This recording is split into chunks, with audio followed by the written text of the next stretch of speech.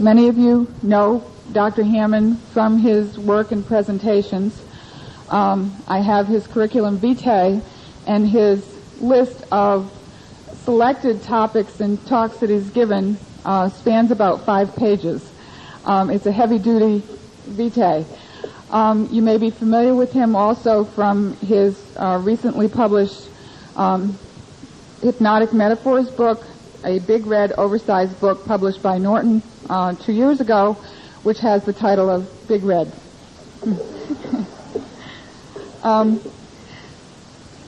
His education is that he took his BS, MS, and PhD from the University of Utah, the PhD in counseling psychology, educational psychology, and the psychology departments.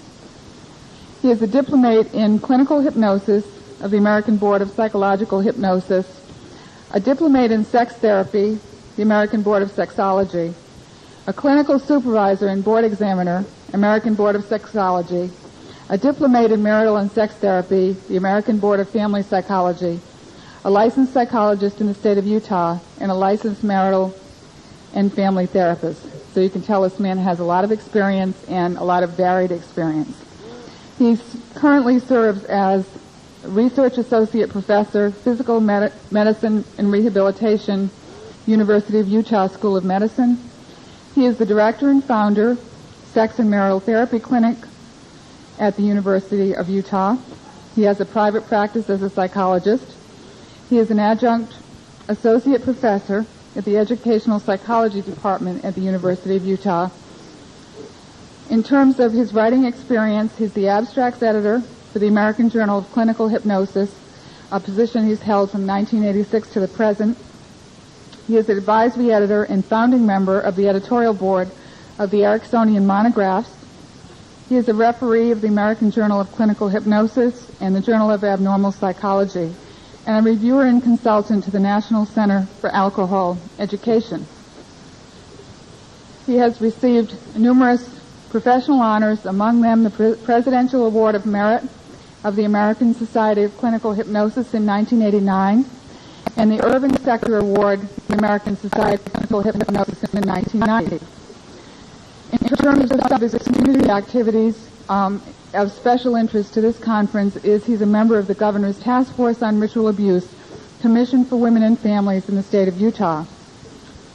And then finally, as I said, he has a multitude of presenting and training and teaching experience.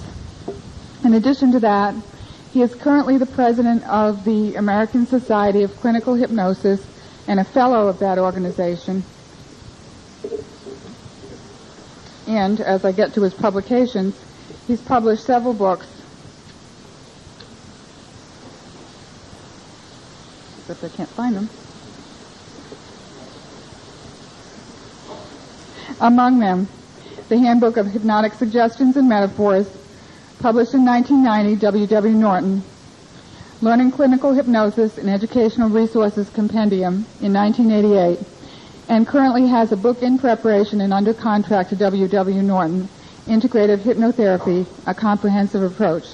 Dr. Hammond is known as a foremost authority in the field of hypnosis and also as a very well-regarded educator in the field. So I urge you to welcome him, and I know we'll have a good training day. Thank you.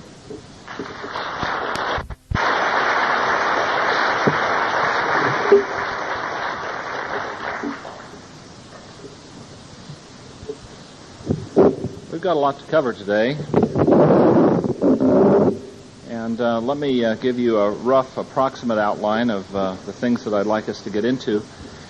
First, let me ask, how many of you have had at least one course or workshop on hypnosis? Can I see the hands? Wonderful. Okay, makes our job much easier. Okay. I want to start off by talking a little about trance training and the use of hypnotic phenomenon with an MPD dissociative disorder population, to talk some about unconscious exploration, methods of doing that, the use of imagery and symbolic imagery techniques for managing physical symptoms, input overload, things like that. Before the day's out, I want to spend some time talking about something I think has been completely neglected in the field of dissociative disorders, and that's talking about methods of profound calming for autonomic hyperarousal that's been conditioned in these patients. We're going to spend a considerable length of time talking about age regression and abreaction and working through of trauma. I'll show you with a non-MPD patient some of that kind of work and then extrapolate from that of what I would do similar and different with MPD cases. Part of that I would add, by the way, is that I've been very sensitive through the years about taping MPD cases or ritual abuse cases. Part of it being that some of that feels a little like using patients, and I think that this population has been used enough, and that's part of the reason by choice that I don't generally videotape my work with them. Also, I want to talk a bunch about hypnotic relapse prevention strategies, post-integration therapy today, and finally, I'm hoping to find somewhere in our time frame to spend an hour or so talking specifically about ritual abuse and about mind control programming and brainwashing, how it's done, how to get on the inside with that, which is a topic that in the past I haven't been willing to speak about publicly, have done that in small groups and in consultations, but recently decided that it was high time that somebody started doing it. So we're going to talk about specifics there.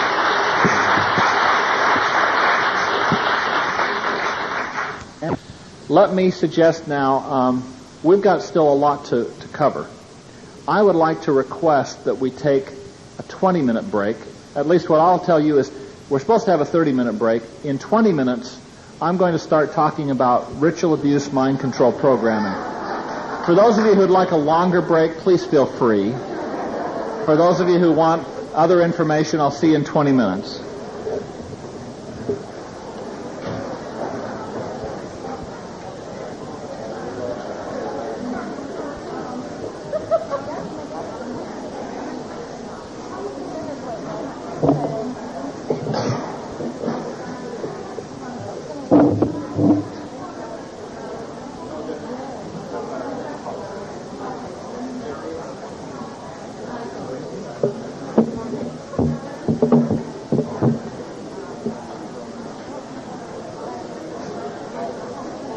And I'll give you as much as we can in about 45, 50 minutes on the topic. While being in Chicago at the first international Congress where ritual abuse was talked about. And I can remember thinking, how strange and interesting. And I can recall many people listening to an example given that somebody thought was so idiosyncratic and rare, and all the people coming up after saying, gee, you're treating one too? You're in Seattle. Well, I'm in Toronto. Well, I'm in Florida. Well, I'm in Cincinnati.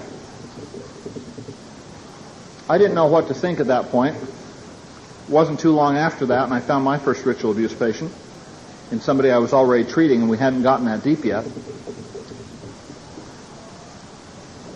Things in that case made me very curious about the use of mind control techniques and hypnosis and other brainwashing techniques. So I started studying brainwashing and some of the literature in that area, and became acquainted with, in fact, one of the people who had written one of the better books in that area.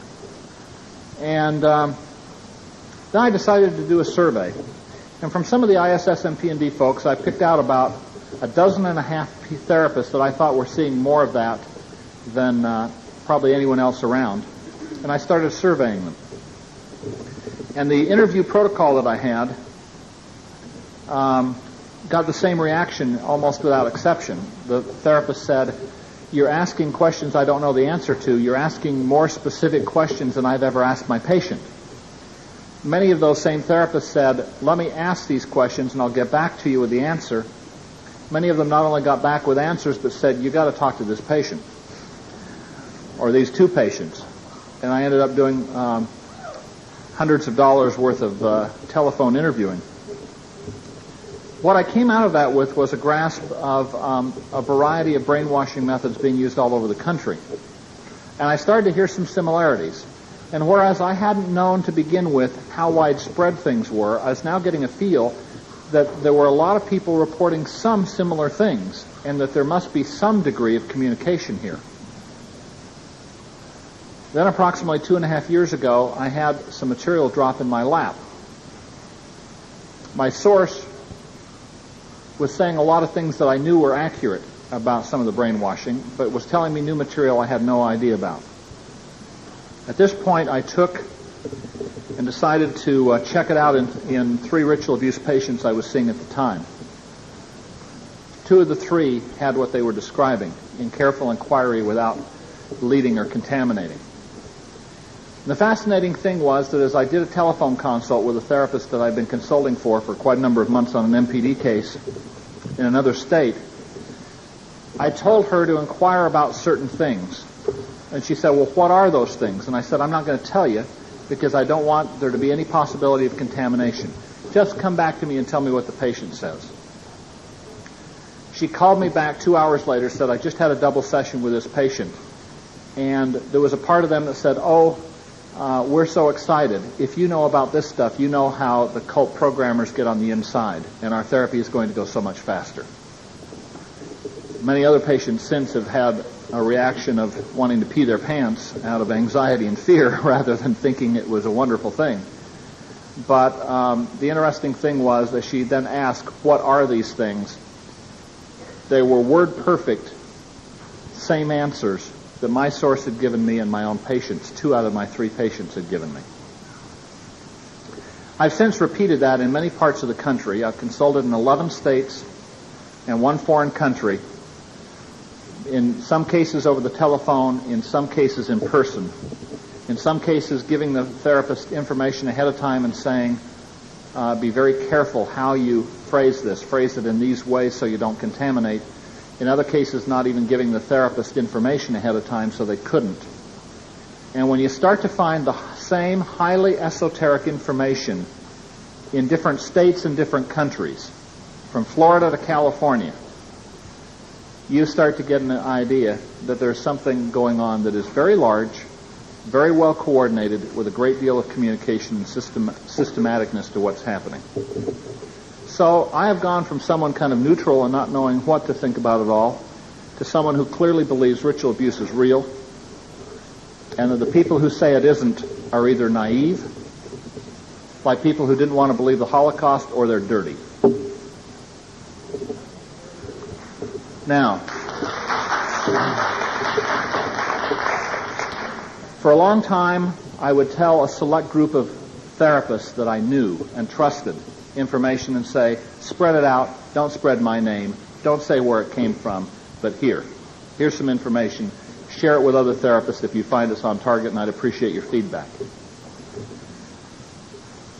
People would question in talks and say, they were hungry for information. Myself, as well as a few others that I'd shared it with, were hedging out of concern and out of personal threats and out of death threats. I finally decided to hell with it. They're going to kill me, they're going to kill me. It's time to share more information with therapists.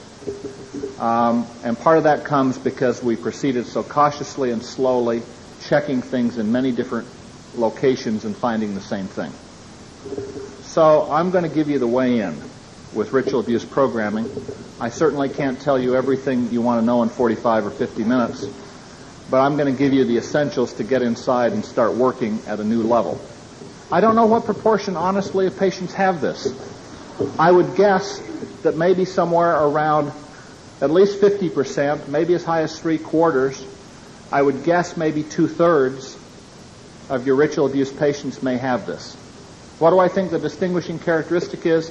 If they were raised from birth in a mainstream cult, or if they were a non-bloodline person, meaning neither parent was in the cult, but cult people had a lot of access to them in early childhood, they may also have it. I have seen more than one ritual abuse patient who clearly had all the kind of ritual things you hear about. They seemed very genuine. They talked about all the typical things that you hear in this population, but had none of this programming with prolonged, extensive checking. And so I believe in one case that I was personally treating that she was from a kind of schismatic break-off that had kind of gone off and done their own thing and were no longer hooked into a mainstream group. Here's where it appears to have come from. At the end of World War II, before it even ended, Alan Dulles and people from our intelligence community were already through Switzerland making contacts to get out Nazi scientists. As World War II ends, they not only get out rocket scientists, but they also get out some Nazi doctors who have been doing mind control research in the death camps. They brought them to the United States. Along with them was a young boy, a teenager, who had been raised in a Hasidic Jewish tradition and a background of Kabbalistic mysticism that probably appealed to people in the cult because at least by the turn of the century, Aleister Crowley had been introducing Kabbalism into satanic stuff, if not earlier. And I suspect it may have formed some bond between them. But he saved his skin by collaborating and being an assistant to them in the death camp experiments. They brought him with them. And they started doing mind control research for military intelligence in military hospitals in the United States. And the people that came, the Nazi doctors, were Satanists. Subsequently, the boy changed his name, Americanized it some, obtained an MD degree, became a physician, and continued this work and appears to be at the center of the cult programming today. His name is known to patients throughout the country. What they basically do is they will get a child, and they'll start this in basic forms, it appears, by about 2.5, after the child's already been made dissociative. They'll make them dissociative not only through abuse, like sexual abuse, but also things like putting a mousetrap on their fingers and teaching the parents you do not go in until the child stops crying. Only then do you go in and remove it. They start in rudimentary forms at about 2.5 and kick in high gear, appears around 6 or 6.5, continue through adolescence with periodic reinforcements in adulthood. Basically, in the programming, the child will be put typically on a gurney. They will have an IV in one hand or arm. They'll be strapped down, typically naked. They will have wires attached to their heads to monitor electroencephalograph patterns. And they will see a pulsing light, most often described as red, occasionally white or blue. They'll be given most commonly, I believe, Demerol. Sometimes it'll be other drugs as well, depending on the kind of programming. They have it, I think, down to a science where they've learned you give so much every 25 minutes until the programming is done. They then, as they have that, will describe a pain in one ear, their right ear generally, where it appears a needle has been placed, and they will hear weird disorienting sounds in that ear, while they see photic stimulation, external psychic driving to drive the brain into a brainwave pattern with a pulsing light at a certain frequency. Not unlike the goggles that are now available through Sharper Image and some of those kinds of stores. Then, after a suitable period when they're in a certain brainwave state, they will begin programming them. Let me give you an example of one kind of programming oriented to self-destruction and debasement of the person in a patient at this point in time about 8 years old who has gone through a great deal. Early programming took place on a military installation. That's not uncommon. I've treated and been involved with cases who were part of this original mind control project, as well as having their programming on military reservations in many cases. We find a lot of connections with the CIA. This patient now was in a cult school, a private cult school, where several of these sessions occurred a week. She would go into a room, get all hooked up. They would do all of these sorts of things. And when she was into the proper altered state now, they were no longer having to monitor it with electroencephalographs. She also had already had placed on her electrodes, one in the vagina, for example, 4 on the head. Sometimes they'll be on other parts of the body. And they will then begin. And they would say to her, "You are angry with someone in the group." She said, "No, I'm not." And they violently shocked her.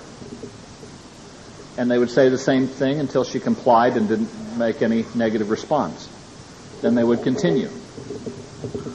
And because you are angry with someone in the group, or when you are angry with someone in the group, you will hurt yourself. Do you understand? She said no, and they shocked her. They repeated it again. Do you understand? Well, yes, but I don't want to. Shock her again till they get compliance. And then they keep adding to it. And you will hurt yourself by cutting yourself. Do you understand? And maybe she'd say yes, but they might say, "We don't believe you," and shock her anyway. Go back and go over it again. And they would continue in this sort of fashion. She said typically it seemed as though they'd go about 30 minutes. Take a break for a smoke or something. Come back. They may review what they'd done and stop, or they might review what they'd done and go on to new material. She said the sessions might go a half an hour, they might go 3 hours. She estimated 3 times a week. Programming under the influence of drugs in a certain brainwave state, and with these noises in one ear and them speaking in the other ear, usually the left ear associated with right hemisphere, non-dominant brain functioning, and with them taking, therefore, and requiring intense concentration, intense focusing, and because often they'll have to memorize and say certain things back word perfect to avoid punishment, shock, and other kinds of things that are occurring. This is basically how a lot of programming goes on. Some of it will also use other typical brainwashing kinds of techniques. There will be very standardized types of hypnotic things done at times. There will be sensory deprivation, which we know increases suggestibility in someone. Not total sensory deprivation. Suggestibility has significantly increased from the research. It's not uncommon for them to use a great deal of that, including formal sensory deprivation chambers before they do certain of these things. Now, let me give you, because we don't have a lot of time, as much practical information as I can. The way that I would inquire as to whether or not some of this might be there would be with idiomotor finger signals after you've set them up. I would say, I want the central inner core of you to take control of the finger signals. Don't ask the unconscious mind. In the case where you're inquiring about ritual abuse, ask for the central inner core. The core is a cult-created part. And I want that central inner core of you to take control of this hand and of these finger signals, and when it has, for the yes finger to float up. Now I want to ask that inner core of you, is there any part of you, any part of Mary, if that's the host name, who knows anything about alpha, beta, delta, or theta?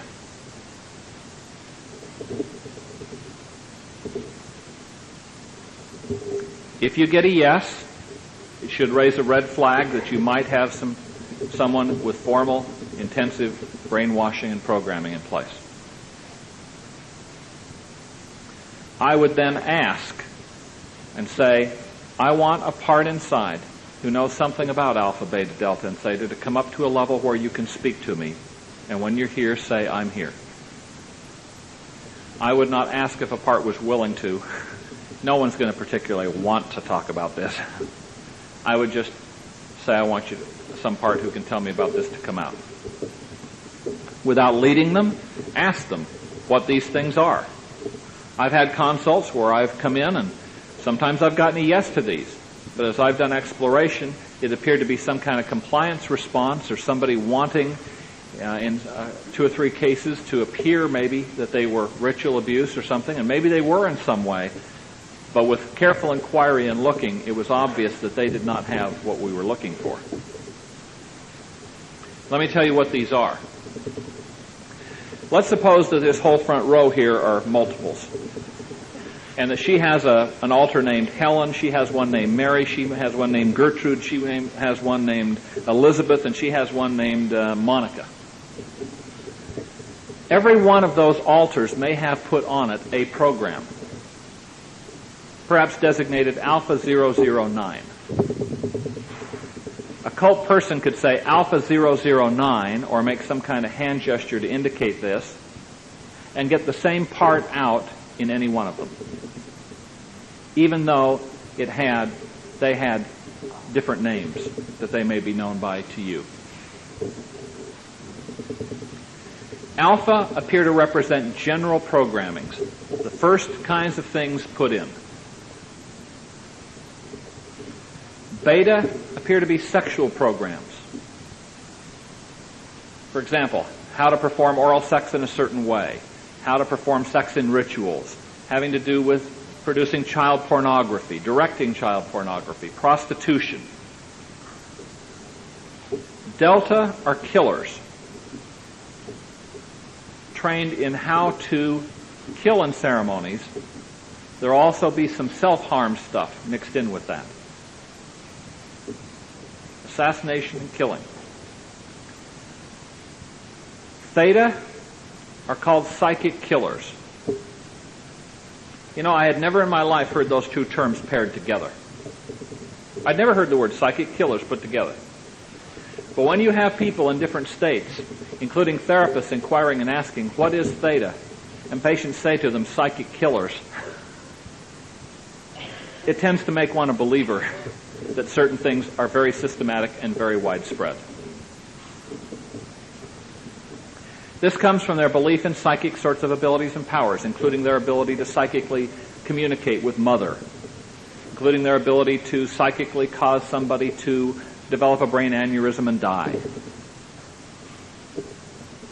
It also is a more future-oriented kind of programming. Then there's Omega.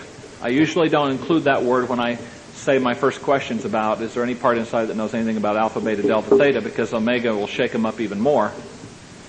And Omega has to do with self-destruct programming. Alpha and Omega, the beginning and the end. This can include self-mutilation as well as killing themselves programming. Gamma appears to be system protection and deception programming, which will provide misinformation to you, try to misdirect you, tell you half-truths, protect different things inside.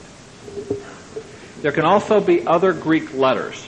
I'd recommend that you go and get your entire Greek alphabet, and if you have verified that some of this stuff is present and they have given you some of the right answers about what some of this material is, and I can't underline enough, do not lead them. Do not say, is this killers? Get the answer from them, please. When you've done this, and it appears to be present, I would take your entire Greek alphabet and with idiomotor signals, go through the alphabet and say, is there any programming inside associated with Epsilon, Omicron, and go on through. There may be some systematicness to some of the other letters, but I'm not aware of it. I found, for example, in one case, Zeta had to do with the production of snuff films that this person was involved with. With another person, Omicron had to do with their linkage and associations with drug smuggling and with the mafia and big business and government leaders. So there's going to be some individualism, I think, in some of those. Some of those are come home programs, come back to the cult, return to the cult programs. Here's the flaw in the system. They have built in shutdown and erasure codes. So if they got into trouble, they could shut something down and they could also erase something. These codes will sometimes be idiosyncratic phrases or ditties. Sometimes they will be numbers. 1428, 3621, 964. Maybe followed by a word. There's some real individuality to that. At first I had hope, gee, if we get some of these, maybe they'll work with different people. No such luck. It's very unlikely unless they were programmed at about the same point in time as part of the same little group. Stuff that I've seen suggests that they carry laptop computers, the programmers, which still include everything that they did 20, 30 years ago in them in terms of the names of alters, the programs, the codes, and so on. Now, what you can do is get erasure codes. And I always ask, if I say this code, what will happen? Double check. Is there any part inside who has different information? Watch your idiomotor signals.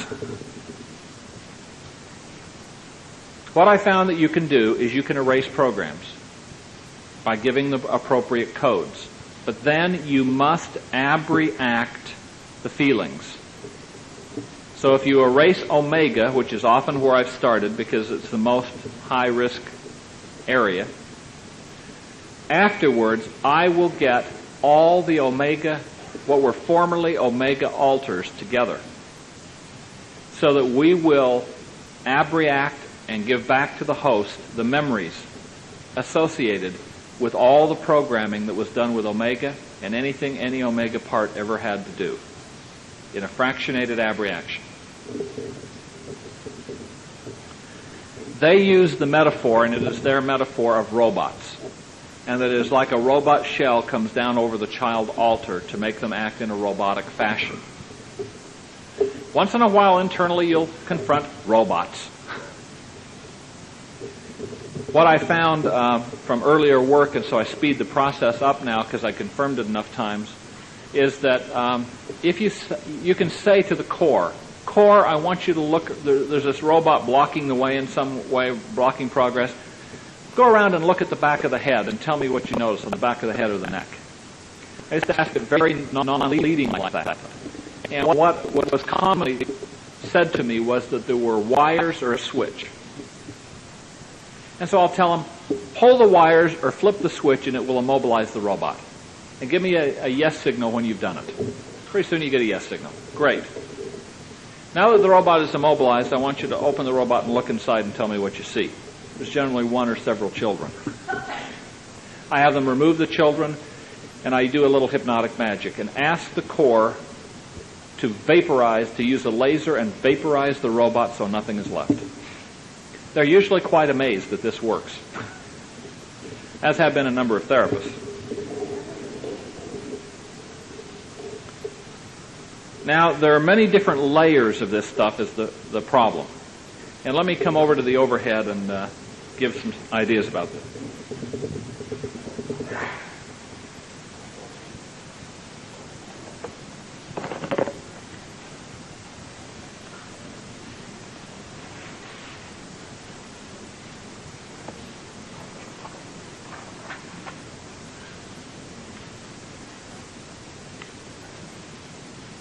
Get a different color.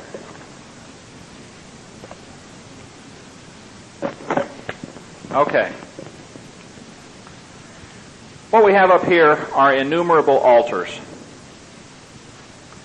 I'll tell you one of the fascinating things I've seen. I remember a little over a year ago coming in to see some cases, some of the tough cases at a dissociative disorders unit of a couple of the finest MPD therapists in this country who are always part of all the international meetings, have lectured internationally.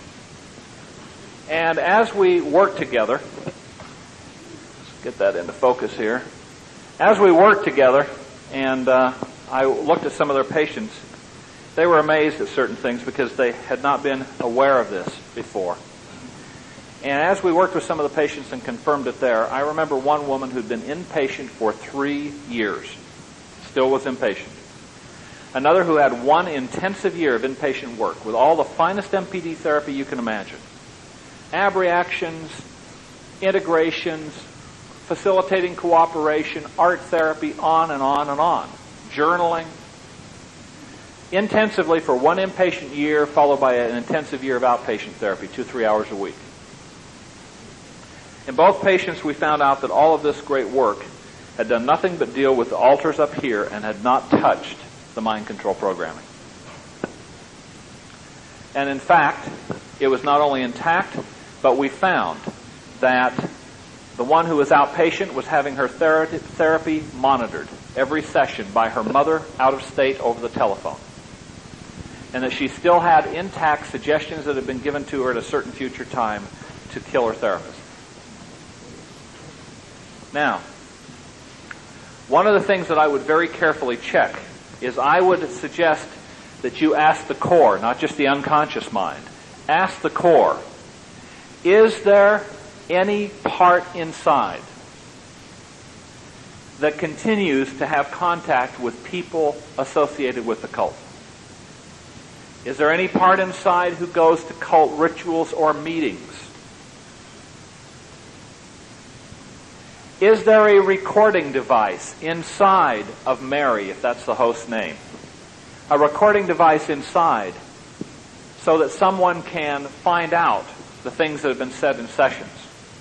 This doesn't mean they're monitored. Many of them just simply have it. Is there someone who debriefs some part inside for what happens in our therapy sessions? I have the very uncomfortable feeling from some past experience that when you look at this, you will find the larger proportion of ritual abuse victims in this country are having their ongoing therapy monitored. I remember a woman who came in her, about 24 years old, claimed her father was a Satanist. Her parents divorced when she was 6. After that, it would only be when her father had visitation, and he would take her to rituals sometimes. Up until age 15, and she said, I haven't gone to anything since I was 15. Her therapist believed this at face value. We sat in my office. We did a 2-hour inquiry using hypnosis. We found the programming present, and in addition to that, we found out that every therapy session was debriefed. And in fact, they had told her to get sick and not come to the appointment with me. Another one had been told that I was cult, and that if I came, she would know that I'd been told not to come and I would punish her. If anything meaningful comes out in a patient who's being monitored like that, from what I've learned thus far, they're tortured with electric shocks.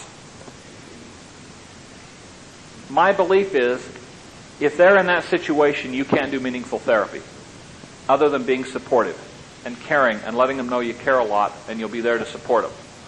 But I wouldn't try to work with any kind of deep material or deprogramming with them, because I think it can do nothing but get them tortured and hurt unless they can get into a safe, secure, inpatient unit for an extended period of time to do some of the work required. And I have a feeling that when you make inquiries, you're going to find that probably greater than 50% of these patients, if their bloodline, meaning mother or dad or both involved, will be monitored on some ongoing basis. Now, when you come below the altars, you then have alpha, beta, delta, theta, so on and so forth, the Greek letter programming. And they will then have backups. Backup programs. There will typically be an erasure code for the backups. There may be one code that combines all the backups into one, and then an erasure code for them. Or simply one code that erases all the backups. So, I will get the code for, let's say, omega, and for all the omega backups at the same time. After I've asked about what will happen if I give this, I will give the code. And then I will say, what are you experiencing? They often describe computers whirring, things erasing, explosions inside, all sorts of interesting things. I've had some therapists come back and say, my Lord, I had never said anything about robots, and she said something about robots vaporizing. I remember one therapist who had been with me in several hypnosis workshops consulted with me about a crisis MPD situation, and I told her to inquire about alpha, beta, delta, theta. She did. She got back to me. She said, yeah, I get an indication it's there. What is it? I said, I'm not going to tell you. Go back and inquire about some of this. And we set an appointment for a week or so hence. She got back with me. She said, I asked what theta was, and she said psychic killers. I asked what delta was. She said killers. I said, okay. And so I told her about some of this stuff for a 2-hour consult. She called back and she said, this seemed too fantastic. I heard this and I thought, has Corey been working too hard? She said, I'm embarrassed to admit it, But she said, I held you in high professional regard, but this just sounded so off in the twilight zone that I really thought, is he having a nervous breakdown or something? And she said, but I respected you enough to ask about this. She said, I asked another MPD patient and she didn't have any of this. But in this patient, she started describing things and how she worked, for example, with an erasure, and she was describing things like robots vaporizing and other kinds of things that she said, I hadn't told her about any of these things. Well, here's the problem. There are different layers, and I think some of them are designed to keep us going in circles forever. They figured we probably, in most cases, wouldn't get below the altars, which they purposefully created. The way you create Manchurian candidates is you divide the mind. It's part of what the intelligence community wanted to look at. If you're going to get an assassin, if you're going to get somebody to go do something, you divide the mind. Fascinates me about cases like the assassination of Robert Kennedy, where Bernard Diamond, on examining Sirhan Sirhan, found that he had total amnesia for the killing of Robert Kennedy, but under hypnosis could remember it. But despite suggestions he would be able to consciously remember, could not remember a thing after he was out of hypnosis. I'd love to examine Sirhan Sirhan. It appears that below this we've got some other layers. One is called green programming, it appears. And isn't it interesting that the doctor's name is Dr. Green? One of the questions I'll ask in a way to not contaminate is, after I've identified some of this stuff is there and they've given me a few right answers about what some of it is, if there were a doctor associated with this programming, and his name were a color, like Dr. Chartreuse or something, if his name were a color, what would the color be? Now, once in a while, I've had some other colors mentioned in about 3 or 4 patients that I felt were trying to dissimulate in some way, and I don't really believe had this. In one case, I got another color, and I found out later it was a doctor whose name was a color who was being trained by Dr. Green almost 30 years ago. And he supervised part of the programming of this woman under this doctor. Remember, one woman couldn't come up with anything. No altar would speak up with anything. I said, okay, and we went on to some other material. About 2 minutes later, she said, Green. Do you mean Dr. Green? We found this all over. There appears to be some green programming below that, and I suspect that it has a structure sort of like this, that you get down to fewer and more essential programs the deeper you go. Below green programming is ultra green. And the green tree. Kabbalistic mysticism is mixed all into this. If you're going to work with this, you need to pick up a couple of books on the Kabbalah. One is by a man named Dion Fortune, D-I-O-N, Fortune, F-O-R-T-U-N-E, called the Kabbalah with a Q. Dion Fortune. Another is by Ann Williams-Heller. Ann Williams Heller. And it is called the Kabbalah with a K. K-A-B-B-A-L-A-H, I believe. It's a $10 quest book. Ann Williams Heller. H-E-L-L-E-R. Ann Williams Heller. The Kabbalah. K-A-B-B-A-L-A-H. I knew nothing about the Kabbalah. It was interesting. A patient had sat in my waiting area, got there considerably early, and drew a detailed, multicolored Kabbalistic tree over 2 years ago. And it took me 2 months to figure out what it was. Finally showing it to somebody else, they said, that looks an awful lot like the Kabbalistic tree. And that rang a bell with some esoterica in an old book, and I dug it out. That was the background of Dr. Green. Now, the interesting thing about the green tree is his original name was Greenbaum. What does Greenbaum mean in German? Green tree. Ultra green in the green tree. I've also had patients who didn't appear to know that his original name was Green, volunteered that there were parts inside named Mr. Greenbaum. Now let me give you some information. I'll just leave that up for a minute.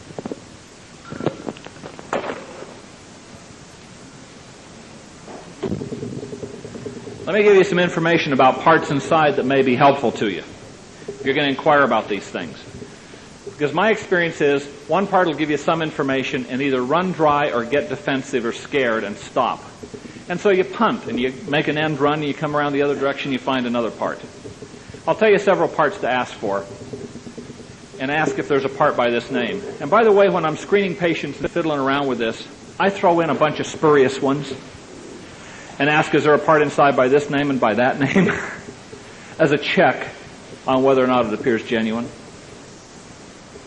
For example, in addition to the core, I ask, is there a part inside named wisdom? Wisdom is part of the Kabbalistic tree. Wisdom, I've often found, will be helpful and give you a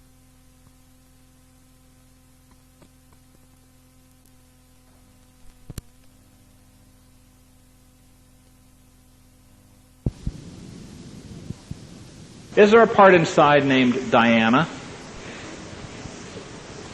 I mean, I may throw in all sorts of things. Is there a part inside named Zelda? I've never encountered one yet.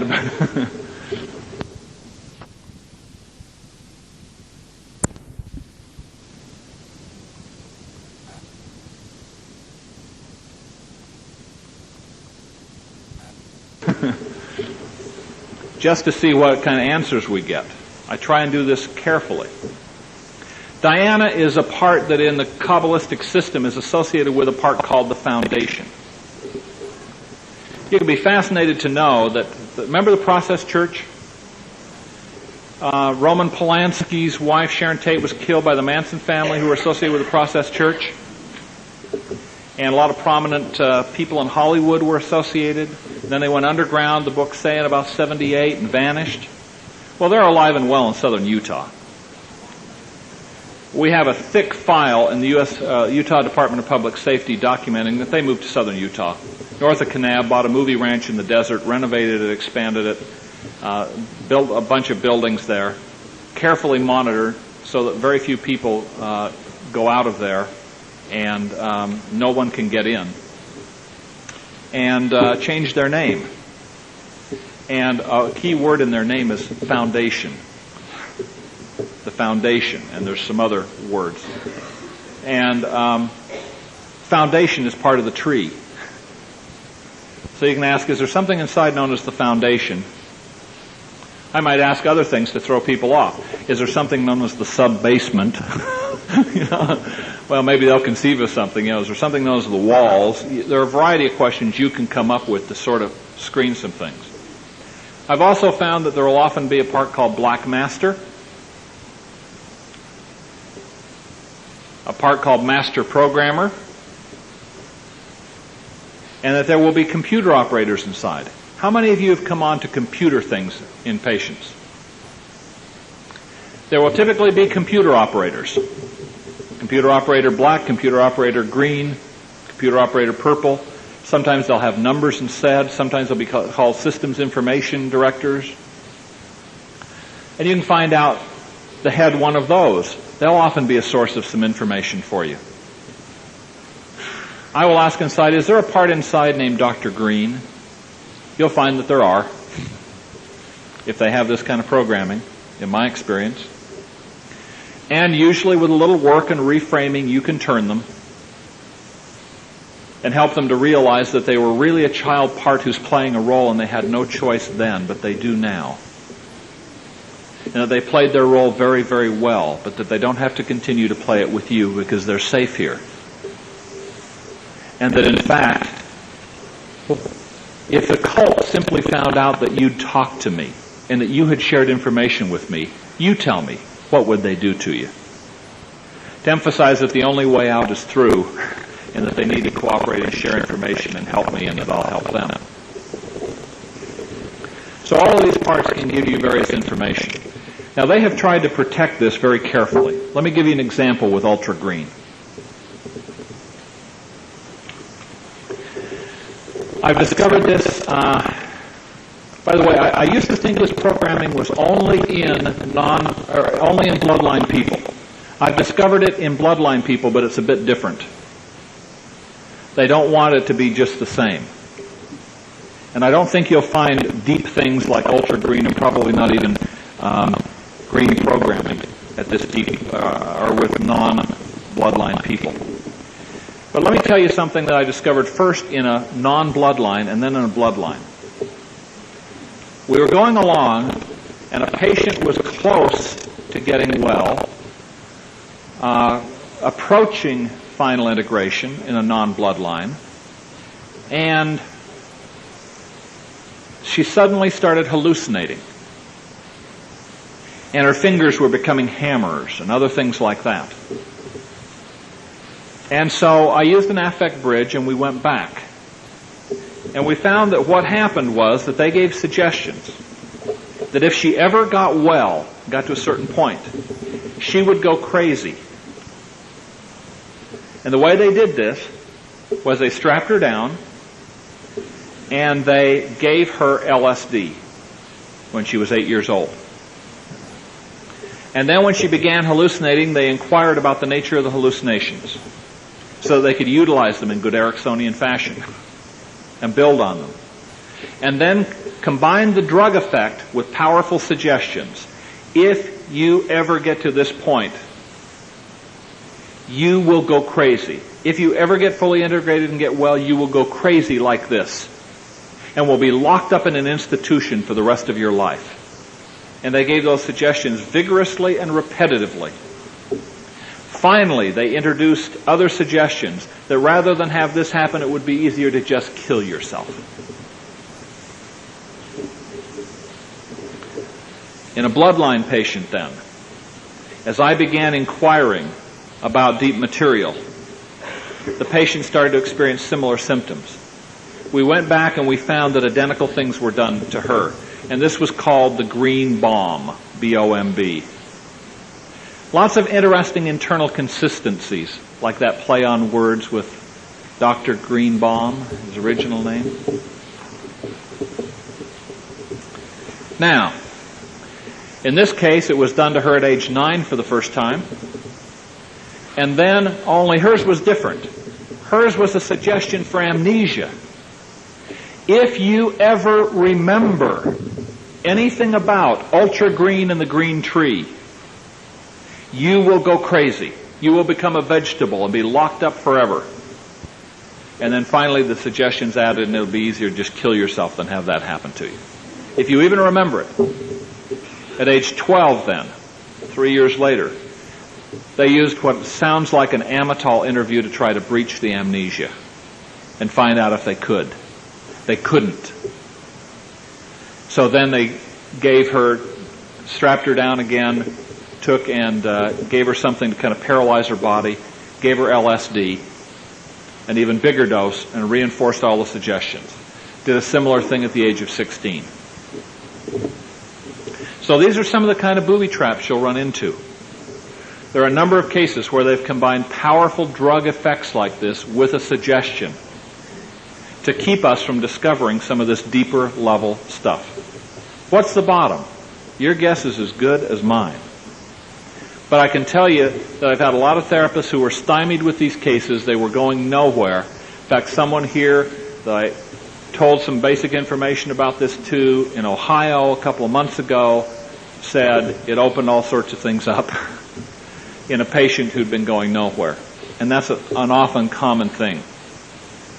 I think that we can move down to deeper levels, and if we deal with some of the deeper level stuff, it may destroy all the stuff above it. But we don't even know that yet.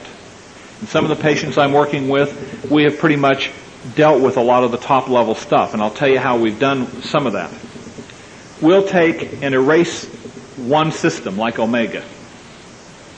Then we will have a huge abreaction of all the memories and feelings in a fractionated abreaction associated with those parts. I typically find, and I'll say to them, now that we've done this, are there any other memories or feelings that any parts that were omega still have? The answer is usually no. At that point, I will say I usually find that at this point in time, the majority, if not all of those parts that used to be omega no longer feel a desire or need to be different, realizing that you were split off originally by them and want to go home to marry and become one with her again. And I use the concept often now, which came from a patient, of going home and becoming one with her. Going back from whence you came is another phrase I'll use with them. Are there any omega parts inside who do not feel comfortable with that, or have reservations or concerns about that? If there are, we talk to them, we deal with them. A few may not integrate. My experience is most of the time they'll integrate, and we may integrate 25 parts at once in a polyfragmented complex MPD. I think it is vitally important to abreact the feelings before you go on. Also, many patients it hasn't seemed to matter the order we go in, but I found a couple where it has.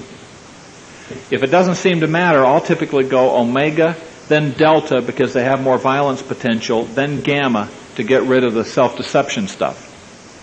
If that isn't working, or rather,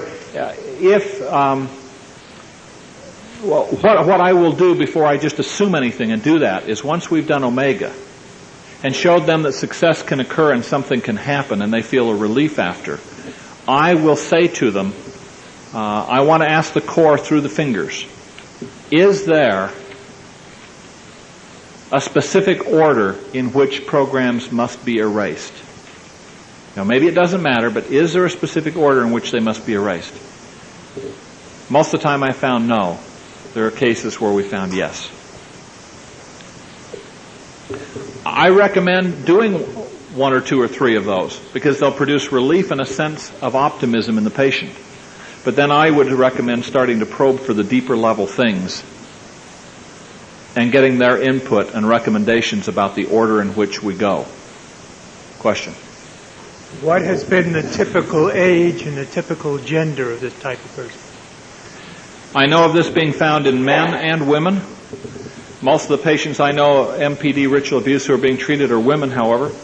But I know of some men being treated where we've found this. A while back I was talking to a small group of therapists somewhere. I told them about some of this. And in the middle of talking about some of this, all the color drained out of one social worker's face. And she obviously had a reaction, and I asked her about it, and she said, I'm working with a 5-year-old boy. And she said, just in the last few weeks, he was saying something about a Dr. Green. And I went on a little further, and I mentioned some of these things, and she just shook her head again. I said, what's going on? And she said, he's been spontaneously telling me about robots and about omega. I think you will find variations of this, and that they have changed it probably every few years, and maybe somewhat regionally to throw us off in various ways. But that certain basics and fundamentals will probably be there. I have seen this in people up into their 40s, including people whose parents were very, very high in the CIA, other sorts of things like that. I've had some that were originally part of the Monarch Project, which is the name of the government intelligence project. Question in the back. I'm still not grasping how one starts, how you find out how to erase. How do you get that information? I would say I want the core, if necessary, using the telepathic communication ability you have to read minds, because they believe in that kind of stuff, so I'll use it. I was trained in Ericksonian stuff. To obtain for me the erasure code for all omega programs. And when you've done so, I want the yes finger to float up. Then I ask them to tell it to me. Are there backups for omega programs? Yes. Okay? How many backups are there? 6, they say. Let's say. It's different numbers. Is there an erasure code for all the backup programs? No. Is there an erasure code that combines all the backups into one? Yes. Obtain that code for me. When you've got it, give me the yes signal again. And it can move almost that fast in some cases where there's not massive resistance. Question? Yes, can you tell me what you know about risks to the therapist? What kind of data? You would have to ask. Yeah, I'd like to know that. What kind of data do you have, given that you've had contact with large numbers of people? Not just threats, but also any injury, any family problems that have arisen? That's one question. The second one is, are you aware of anybody that you've treated or others with this level of dissociation and trauma that have recovered, integrated, whole, and happy? Okay. I have one non-bloodline multiple, complex multiple, who had this kind of programming where they had a lot of access to the patient as neighbors and with a doctor. By the way, you'll find physicians heavily involved. They've encouraged their own to go to medical school, to prescribe drugs, to take care of their own, to get access to medical technology and be above suspicion. There have been a couple, in fact, in Utah who have been nailed now. We now in Utah have 2 full-time ritual abuse investigators with statewide jurisdiction under the Attorney General's office to do nothing but investigate this. Okay? And in a poll done in the state of Utah in January by the major newspaper and television station, they found that 90% of Utahns believe that ritual abuse is genuine and real. Not all of them believe it's a frequent occurrence, but some of that in part from 2 years of work by the Governor's Commission on Ritual Abuse, interviewing, talking, meeting people, gathering data. And when people say, by the way, there's no evidence, they've never found a body, that's baloney. They found a body in Idaho of a child. They've had a case last summer that was convicted on first-degree murder charges. 2 people that the summer before that were arrested where the teenage girl's finger and head were in the refrigerator.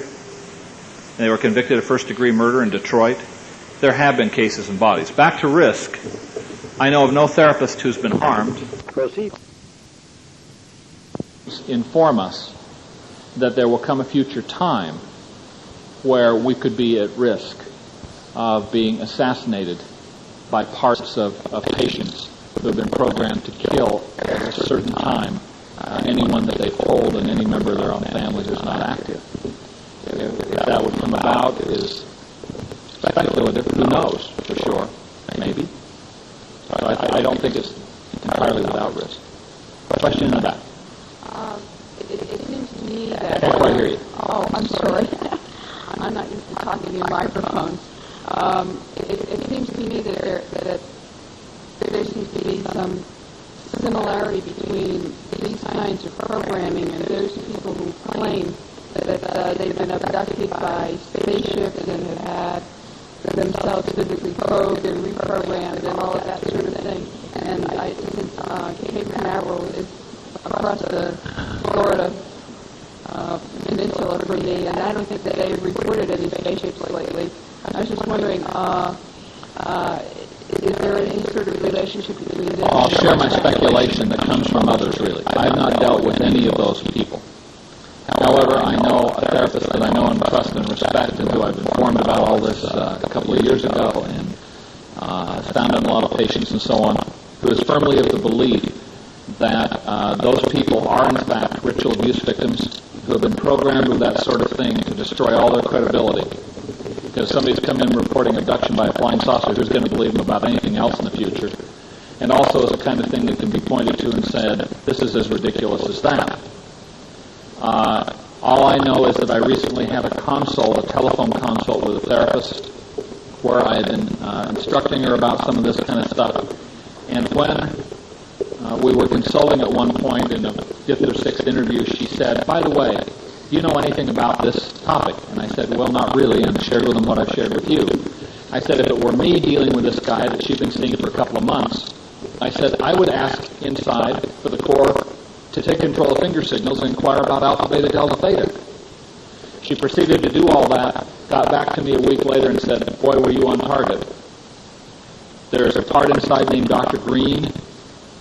There's this kind of programming. So, I mean, it's an N of 1.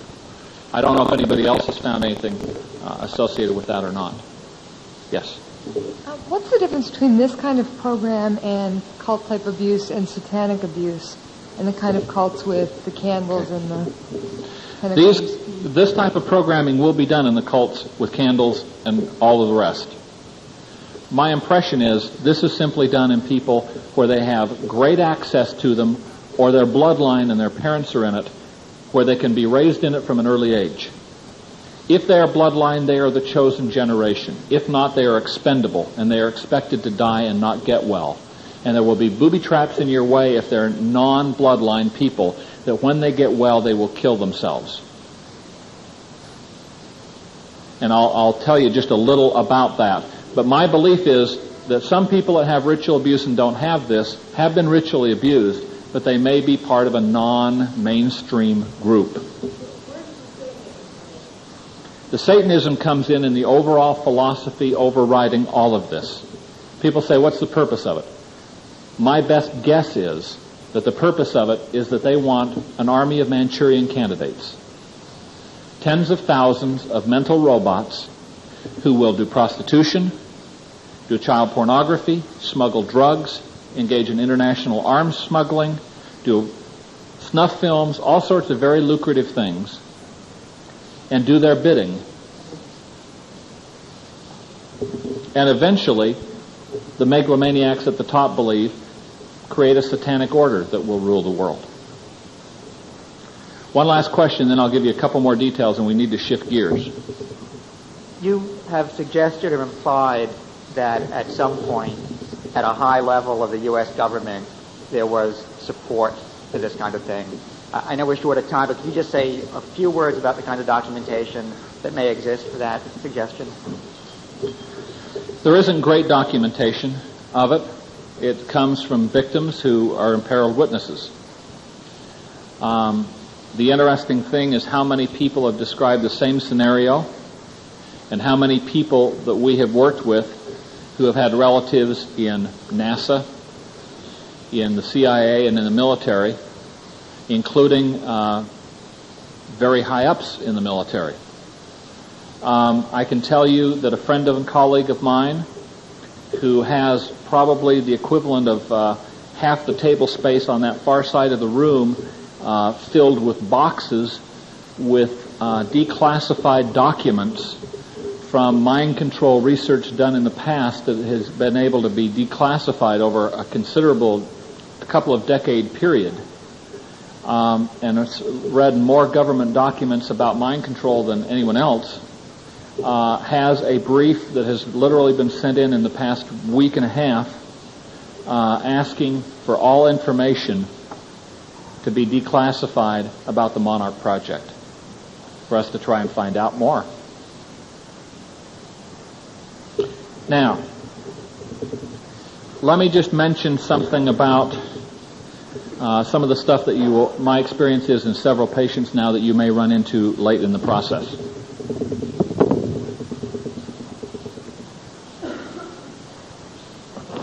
I know I'm throwing a lot at you in a hurry. Some of it is completely foreign, and some of you may think, gosh, could any of this be true? Just, ask. Find out in your patients, and you may be lucky and there isn't any of this.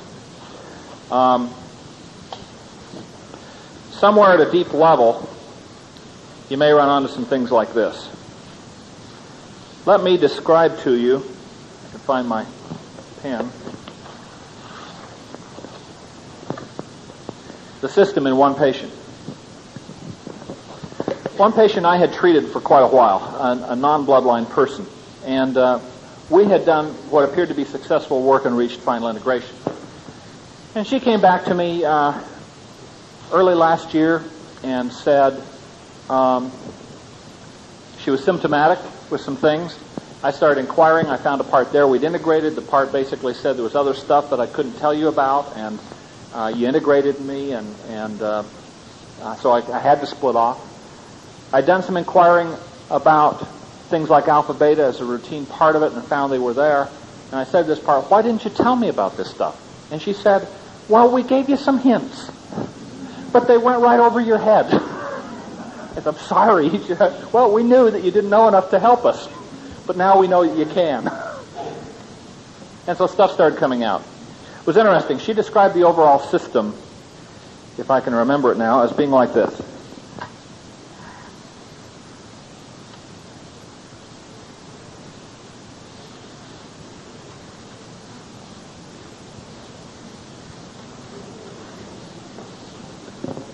The circle represented harm to the body. A system of altars whose primary purpose was to hurt her, including symptoms like Munchausen's, self-mutilation, other kinds of things. Each of the triangles represented still another, different system. She said, with the exception of me, this one part, you dealt with the whole circle with the work that we did before, but you didn't touch the rest of the stuff. Okay. In the middle of all this was still another system consisting of the Kabbalistic tree, which some of you are aware looks approximately like this with lines in between and so on and so forth.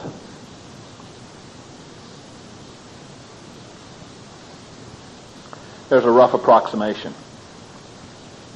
That represented another system.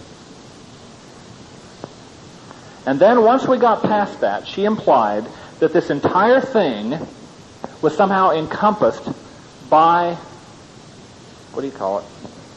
An hourglass.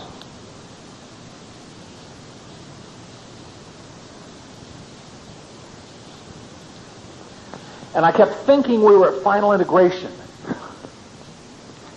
And then I find some other parts. This person had an eagle-eye husband who was watching for certain things that we found to be reliable indicators. And so often I would get evidence of dissociation within a few days that would be subtly picked up. And what we found was I continued to find evidence of dissociation. And I'd find parts, and finally this part, as I kind of got angry with him and said, why when I give these idiomotor inquiries am I getting lied to? And this part said, because you don't understand. You're going to get us all killed. And we started talking, and she basically said, it's been programmed so that if you succeed and think you've succeeded, you will fail. They build it in as a way to laugh at you. That if you ever get us integrated, we will die. And here's what she said. This part said, I'm one of 12 disciples, and I found this in others. 12 disciples within this hourglass, each of whom had to memorize a disciple lesson, which were basic satanic kind of premises and philosophies of life. Like, be good to those who hurt you. Hate those who are nice to you. On and on and on. There may be 2 or 3 sentences like that associated with each. They'd had to memorize them. And they said, we are like grains of sand falling. And when the last grain of sand falls, there's death. I said, is death a part? Yes. When the last grain of sand falls, the sleeping giant awakens.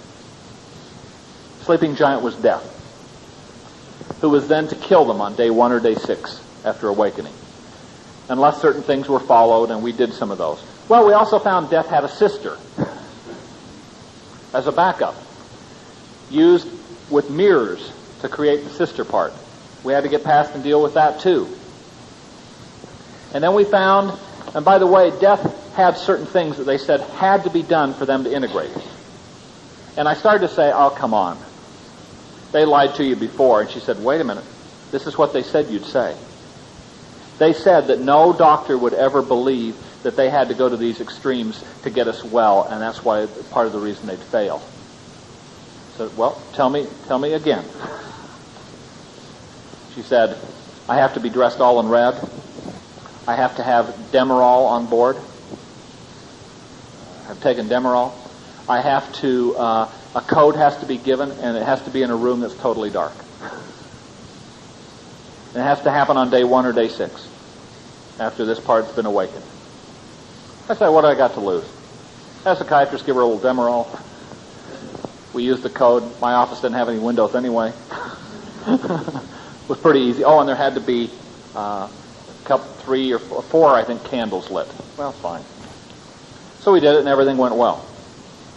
Maybe it would have gone well if we hadn't done it, but I decided not to take a chance. And to trust the patient, maybe.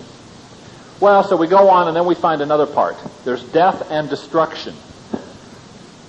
Another backup, also with a sister, that we had to get through. In fact, I think there were two backups there. And interestingly, the very last part was an extremely nice part, made especially that way so that they wouldn't want to lose them, because they would be so adorable and so loving and so sweet that they wouldn't want to maybe get rid of them. And then we found that she continued to have these feelings, with this last part left now, of darkness and blackness inside. And what did we find? A curtain. She said they assumed that if you ever got to this point, you would, and along the way, by the way, we had encountered the stuff about the LSD stuff, the Greenbaum programming. And the message was that she said there is a curtain behind which are the remaining feelings and memories. But it can't be opened from the middle. It's like a stage curtain. It has to be opened this way. But it can't be opened. They assumed that you would try and deal with all the feelings. That can't be opened until you've dealt with that last part, and they've integrated. And so far, it looks like we've got integration that's holding. So I found death and destruction and the hourglass in non-bloodline. The tree and the hourglass, this patient informed me, were made of sand because we were meant to die. We're expendable. We're the unchosen generation. I've heard variously that it's crystals or blood that fill the hourglass in bloodline people. And by the way, you can do real simple things like turn the hourglass on its side so nothing can fall out, so time stands still to be able to do certain kinds of work. Spread the grains of sand on the seashore so that they can't be numbered, and the time will not be counted. Got that idea from a ritual abuse victim who had seen some of this kind of programming done, that another therapist was seeing. So those are maybe just a few other hints about things that may be helpful or meaningful. We're talking about very intensive kinds of things, and at deep levels. But to me, this gives us two things. The one thing it gives to me is hope, because it gets the material and makes progress like nothing else we've ever seen with these people who have it. The second thing it does for me is it demoralizes me too. Because I thought 3 years ago I had a pretty good idea about the extent and breadth of what they've done to these victims. I had no real appreciation for the depth and breadth and intensity of what they've done. Now I want to come back to the other question over here now.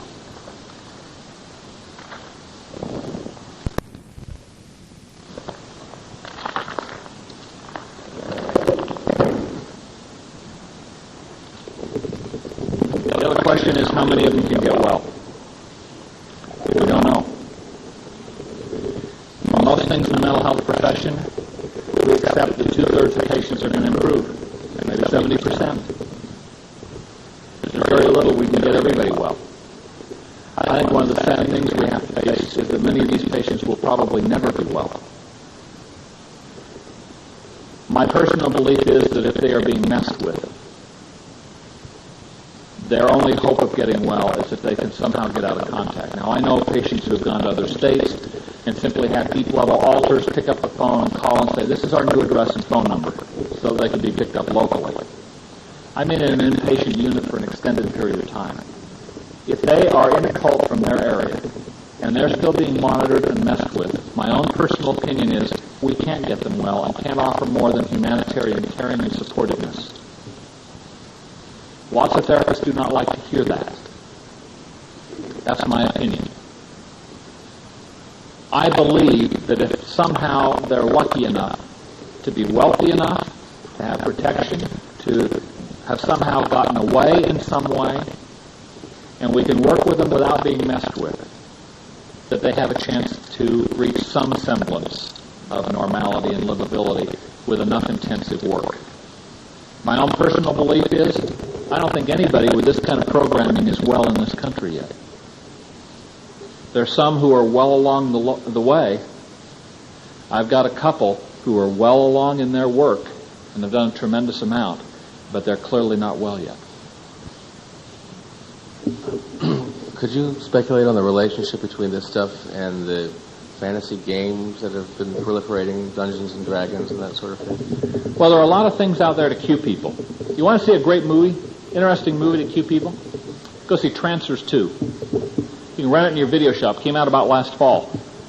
One night in sheer desperation for something at the video store.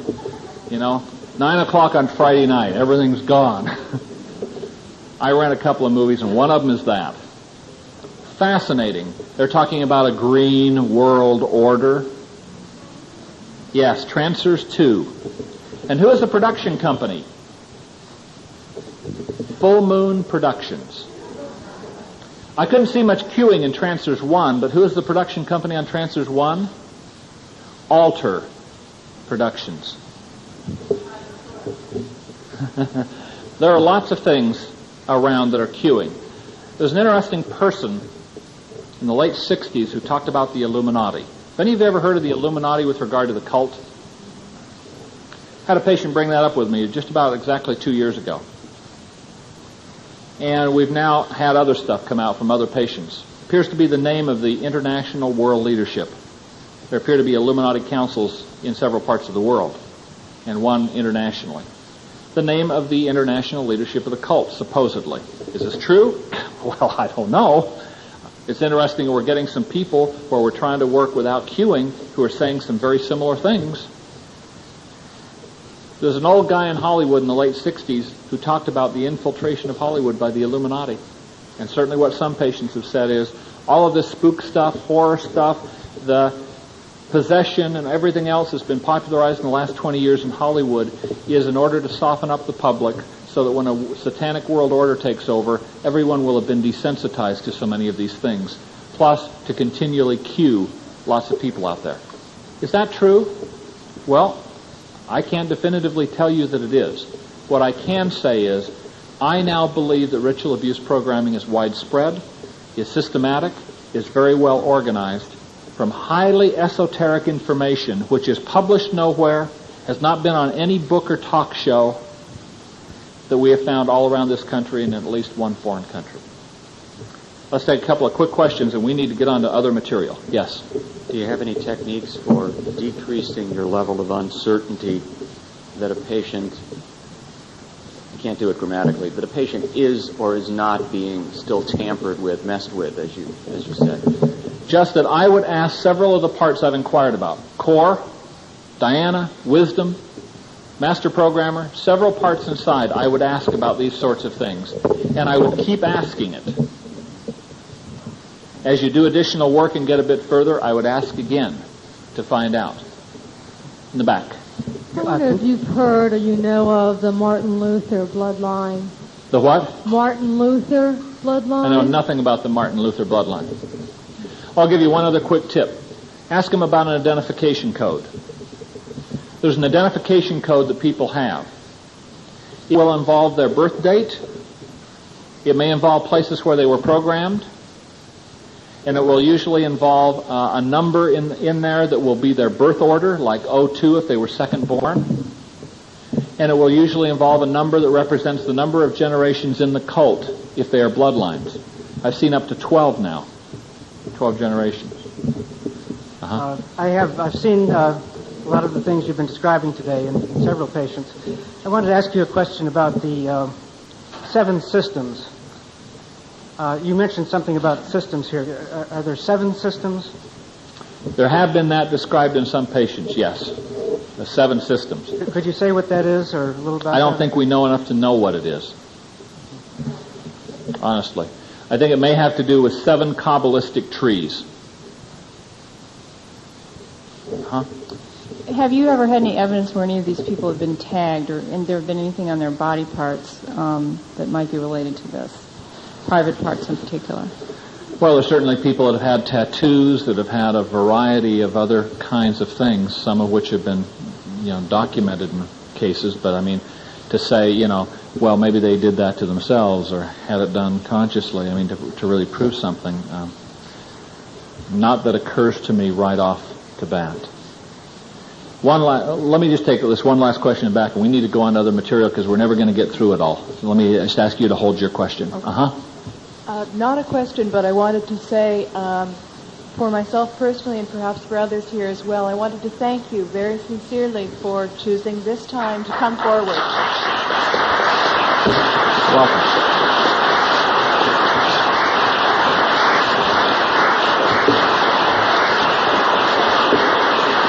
Does anyone want to join us in the standing ovation for this material? It's wonderful. A dear friend who's one of the top people in the field, who I know has had death threats, but I know struggled for professional credibility in believing in MPD, and was harshly criticized for even believing in that 10 and 15 years ago, and struggled to a point of professional credibility. I think in his heart of hearts he knows it's true, but he will say things like, I wouldn't be surprised to find tomorrow it was an international conspiracy, and I wouldn't be surprised to find tomorrow that it is an urban myth and rumor. He tries to stay right on the fence. And I think the reason is because it's controversial, because there is a campaign underway saying these are all false memories induced by, along with incest and everything else, by Oprah and by books like The Courage to Heal and by naive therapists using hypnosis. And it's controversial. My personal opinion has come to be, if they're going to kill me, they're going to kill me, but there's going to be an awful lot of information that's been put away that'll go to investigative reporters and multiple investigative agencies if it happens, and an awful lot of people like you, I hope, that if I ever have an accident, will be pushing for a very large-scale investigation. I think we have to stand up out of some kind of moral conscience at some point, and I tried to wait until we had gotten enough verification from independent places to have some real confidence that this was widespread. I know we've gone like a house of fire to try and pack as much as I could in for you. I hope it's given you some things to think about and some new ideas, and I appreciate being with you. Okay, thanks. Okay, we're going to make this the last question, and then we're going to go to the imagery. Do you deal with ritual abuse survivors who have knowingly walked out of the cult and knowingly understand what they have done? And how do you deal with the addictions that they come out with? Did everyone hear that question? Okay. And you're talking about adults, people who have left the cult as adults. Adult cult members who are still in and are wanting to come out. Do you set up and work with these people, and how do you handle the addictions that they come out with? I've never worked with anybody who came into my office and says, I've just walked out of a cult, I want help. No, has decided. Yeah. Mostly I've worked with folks that this has been uncovered. They've been amnestic for it for quite a while in therapy before they even come up with it. And I think that what you're working with there is a perpetrator. I mean, that you need to do perpetrator treatment with a multiple or whatever, but that you have to address the perpetration behavior before you can, treat them just as a survivor. And of course, their own abuse is going to be a part of the perpetrator treatment. Did you go to Mark Schwartz's workshop? Okay. Get that tape. Okay. Mark Schwartz did one on sexual compulsivity, and he talks about treating perpetrators, and he gives a case example of someone who came in with what he thought was just going to be compulsive masturbation, and it turned out he had a cult member. And so I think that tape would be real interesting. I think with the addictions, I was thinking more of the compulsive blood drinking besides the sexual compulsivity, the other addictions that come with it, and that kind of behavior? Well, I think you work with those kinds of compulsions in the same way that you work with hand-washing compulsions. Right. It's the same process to work with, or if you're coming at it from an addiction standpoint, to work with it that way. Sometimes medication like anafranil is useful in curbing compulsion, obsessive compulsion components.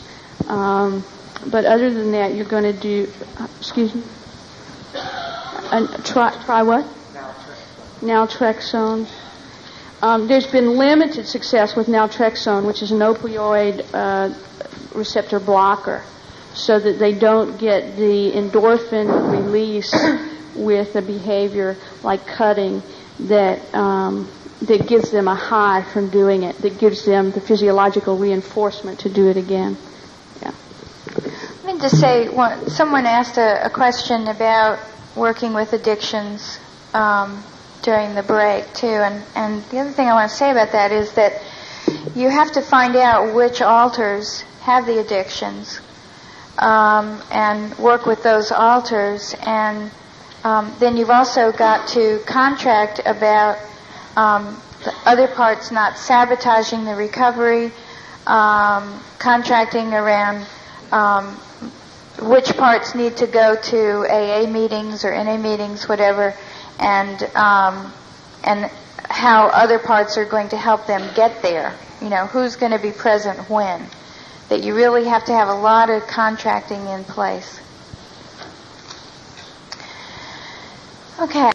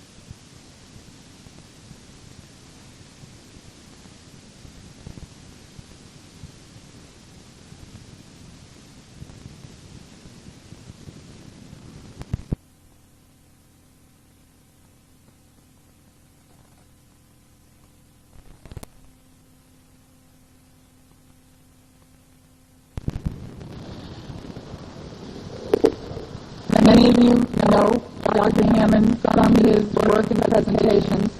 I have his curriculum vitae, and his list of selected topics and talks that he's given spans about 5 pages.